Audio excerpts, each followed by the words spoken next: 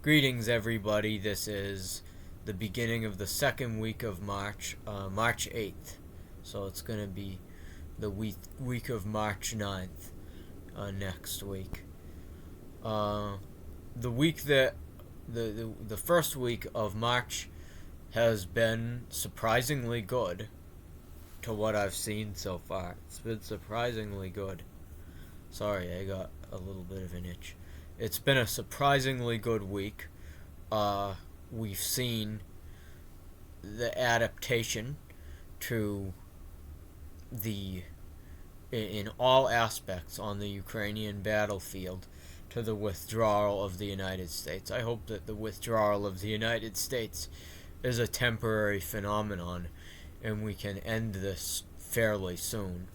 But that's going to require work on our part in reaching out to people we don't agree with, people who've been absorbed into this thing. It's going to be the culmination. It's not something that we're going to get for free.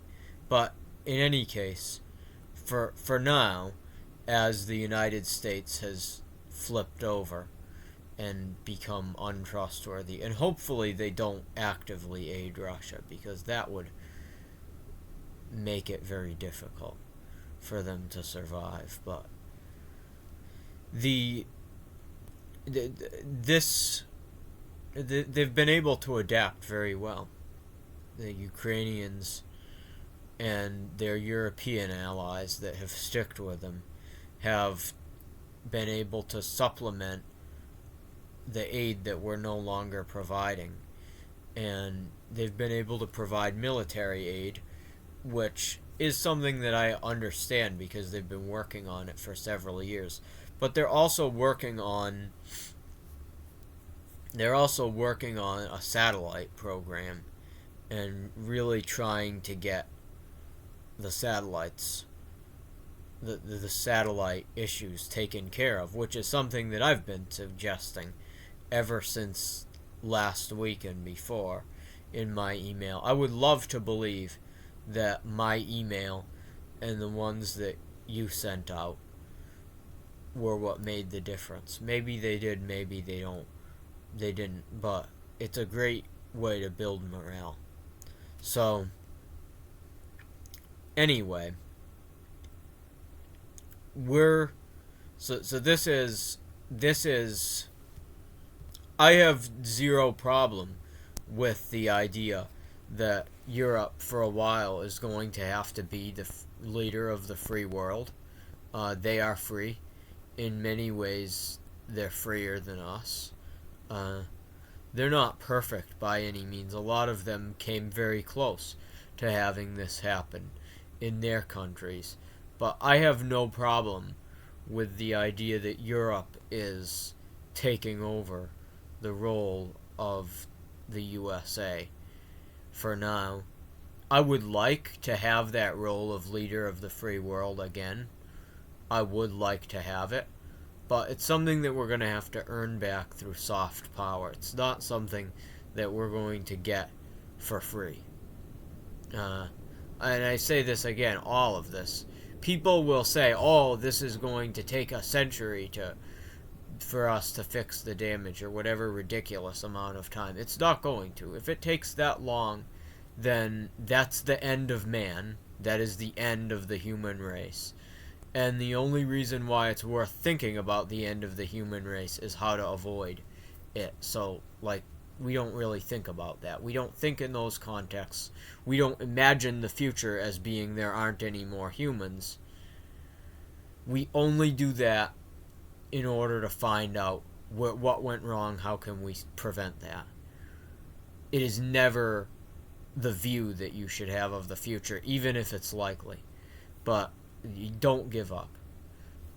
And that's what these people are. They don't know it, but they are certainly giving up on the idea that mankind has a future. The things that they imply would be the end of mankind. There's no way that we're going to be able to not undo the damage that this administration is going to do for the environment.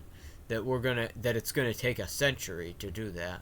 There's no way that it's going to take a century to unwind to bring back everybody that is still alive, that is a competent bureaucrat that knows what they're doing, and bring them back into the government, or at the very least almost all of them, and fix the damage of Project 2025.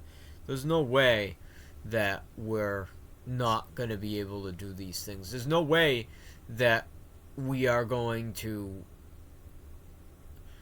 Not all of this stuff, this damage that's being done, is going to have to actually be unwinded very, very quickly in order for mankind to live. And so you cannot make analogies or say, like, I don't think that it's good, in good faith, to make analogies or say that this is, that it's going to take 100 years or whatever, or make analogies to the election of 1876 and the end of Reconstruction and Jim Crow and blah, blah, blah, blah, blah, blah, blah, on and on and on.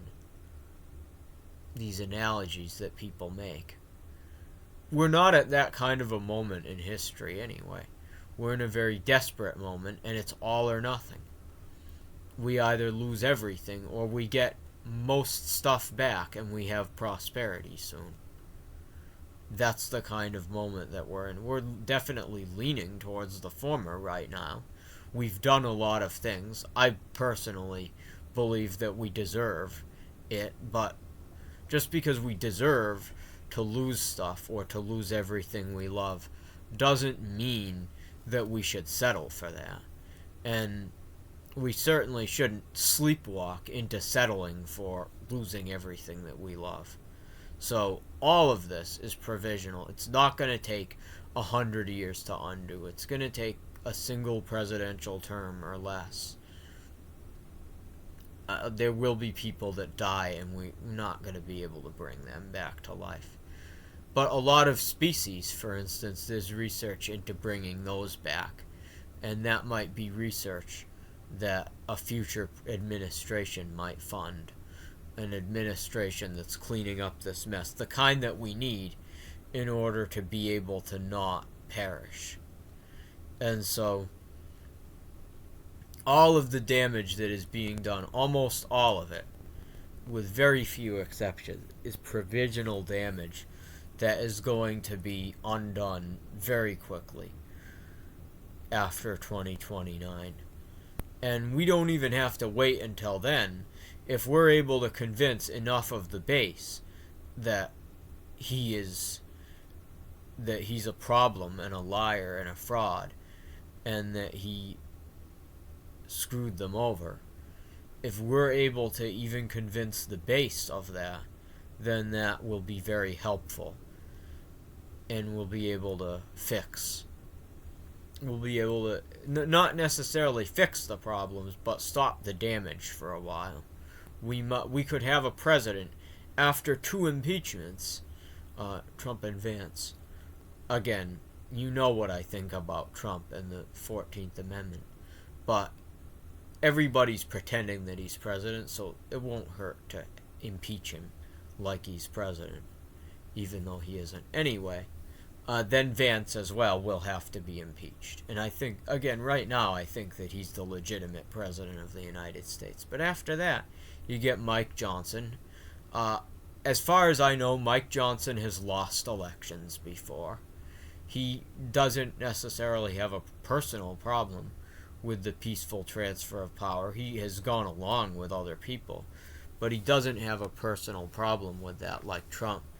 And so Mike Johnson, I think, could hold this country barely together for like 4 years and be a normal Republican and leave when his term is up. Mike Johnson could do that. So we have to get to work. We have to stop the worst from happening. And so far, a good job has been done in that respect. I'm surprised. I will post in the description a video that was describing what could happen if he won the election. And So far, most of it hasn't happened yet.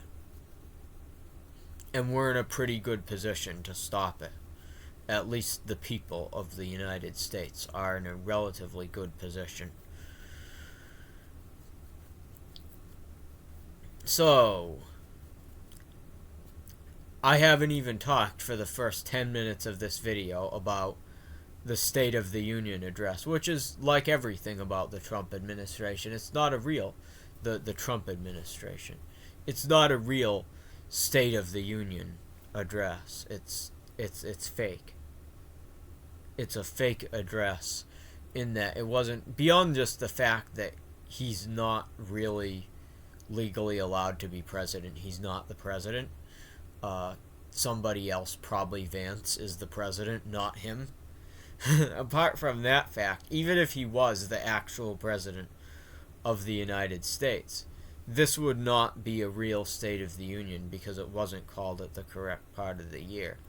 And it pissed me off, the balls of YouTube, to air the State of the Union thing, air quotes, as if it was an actual State of the Union, for one, calling it that, and two, that they bothered posting it. Like, they never did that for any of Biden's State of the Union addresses, but Trump, they did, because I don't know, they don't want to even worse things to happen. I don't trust most of my data that I put on Google platforms anyway at this point, publicly or privately. But yeah, it was just, the Lincoln Project has made a video about this too. I don't feel the need to repeat it. It was a circus to distract. The one thing that I noticed about that speech, the few parts of it that I did actually watch, is that the same thing I've noticed in general. I have seen people that use substances, that use depressant substances like opioids and marijuana. And he was talking like one of those people. He seemed in that very tired way. He had this crap-eating grin on his face when he said something about Greenland. One way or the other, we're gonna get it. I think we're gonna get it. One way or the other, we're gonna get it. And he had this crap-eating grin on his face. And he may have been, my father thinks he was trying to be menacing.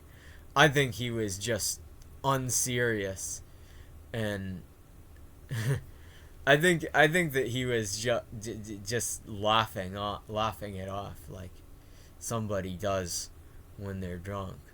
But in any case, regardless of what he was saying or trying to say, if he was trying to be a bully, all he showed in that moment was his weakness, because his voice just cracked right in the middle of saying that. Can you imagine if Joe Biden's voice had cracked in the middle of any of his teleprompter addresses that he gave? Can you imagine if Joe Biden's voice has cracked? Can you imagine the outcry? But Trump gets to do whatever he wants. For now, until we do our homework, and hopefully he'll continue being dumb about it. Anyway, yeah, it's a big circus. All it did for me, parts of it reinforced that this guy, and he could be very dangerous if he was smarter, but he's just so dumb that I think we might be able to stop him. So yeah. And yes, this is, as always, as I've been saying for a long time, this is a death cult or a self-deletion cult. Whatever you want to call it. It's like that. It's very much the destrudo, as Freud would call it. So, yeah, so with, I've already said about about the 14th Amendment. I like the fact that we've been winning in one very specific way. We've actually been able to. Trump is very weak, and he's already been badgered by the markets over again into not doing his tariffs. And if he's this weak, I might actually not necessarily think that a recession is necessary. But whether or not we get one, we might be able to make it anyway if he's this weak. But he gave in again on the tariffs. I don't think that he gave in quite as much as he did last time, but he still dropped them by like half the day that they kicked in. But what has happened that is far more noticeable, because that already happened, was Elon lost a bunch of his privileges, and that's a big victory. And Elon was the main person that was doing things that were like a coup so far. Trump, the only thing that he's really done is enslave himself and grovel below Putin. But Elon was doing a lot of the stuff that hurts Americans directly, and that could make us less able to resist. And Trump is starting to put limits on him verbally, and he has reinforcing the idea that he's president. So he's a very weak person, and that he's pretending to be, but he's certainly in the chain of, Elon is in his chain of command, not the other way around. And I like the fact that he's been giving in to the torrent of invective coming even from within MAGA against Elon a little bit. He's still associated with him, but he's been keeping him away from firing more people. And so that is, I think it's a great success on our part. There's a risk with all of this. I've even noticed it in myself. I've gone into some of my vices recently. I have, which is one of the reasons why there might be news this week that you comment about that I just missed beforehand. I just missed that news because I wasn't paying as much attention, and I haven't been doing as much in my life as well. I've been trying, but it was because a lot of it is because of this stuff finally running into some kind of a wall, and that's a risk, because if we let our guard down, this is gonna come flooding right back in. It's a common strategy with businesses, and they're saying that they want to run government like a business. Do the thing, get public outcry, call it off, and then do it again, and all the resistance is broken. And so I think that it's a very important thing that we don't do that. We have to keep our eyes on the prize, and that's hard for me. I'm sure it's hard for a lot of you as well. When we start feeling less stressed, we unplug and we want to rest, and we want to. Some people that have addictions and vices want to give in to them more than probably any other time, is when the wound starts to, the emotional wounds start to scab over. That's a big moment for me. Sorry, I have to reset my teleprompter there. I only use it for cue cards. That's why I'm looking at you for the most part. But it's very tempting to give into that kind of stuff in that moment when the emotional wounds of whatever has happened are scarring over and getting blocked up and you start to feel better. It's a treacherous moment. So, last thing I'm going to talk about. So that's the big risk of this constant loss that's happening with Trump. And maybe we'll be able to make it. And we have to exist in that world and work towards it. And not really think about any other kind of world that we could get. Unless we're trying to come up with ways to avoid it.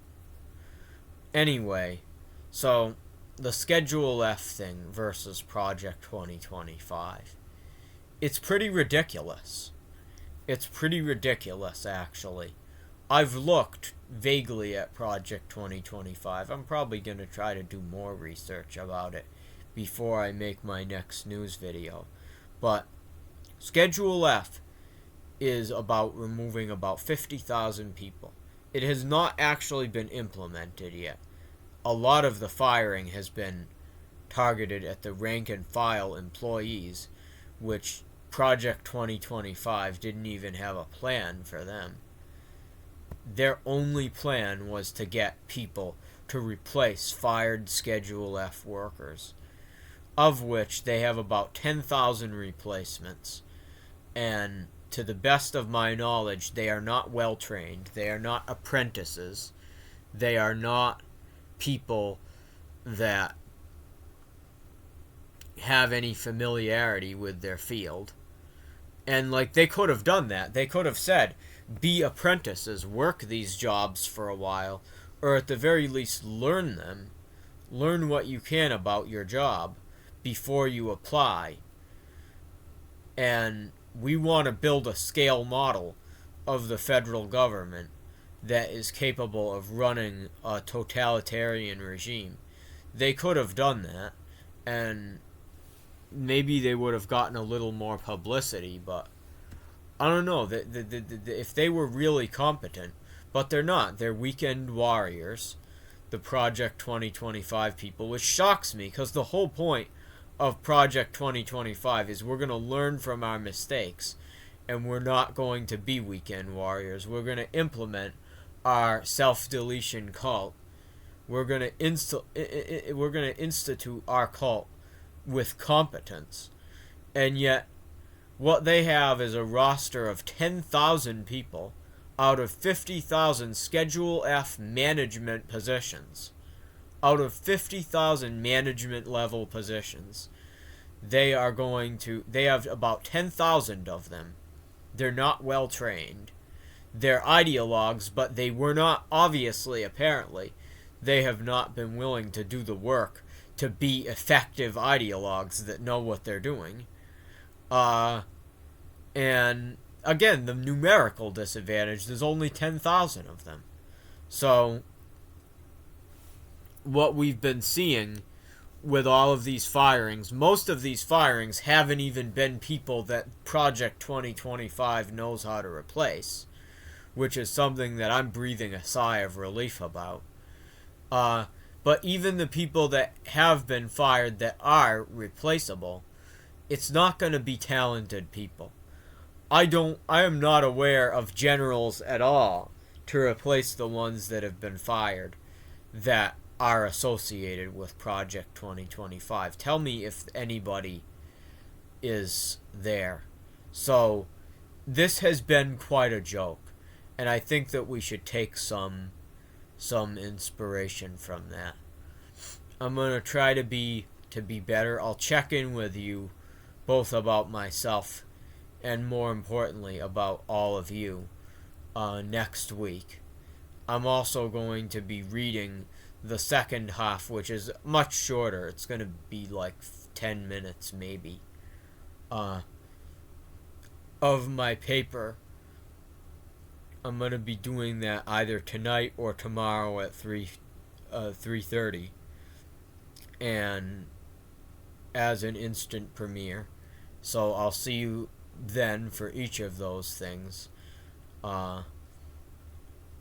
Thank you for watching this Saturday fireside that I'm producing, and God bless you all of you, the American people as a whole, listener or not. I welcome all of you, and God bless you all, and I hope that we're able to stay on this roll that we've been on. It's not, none of this is good, but this is so much better than I expected. Take care. God bless you. Bye.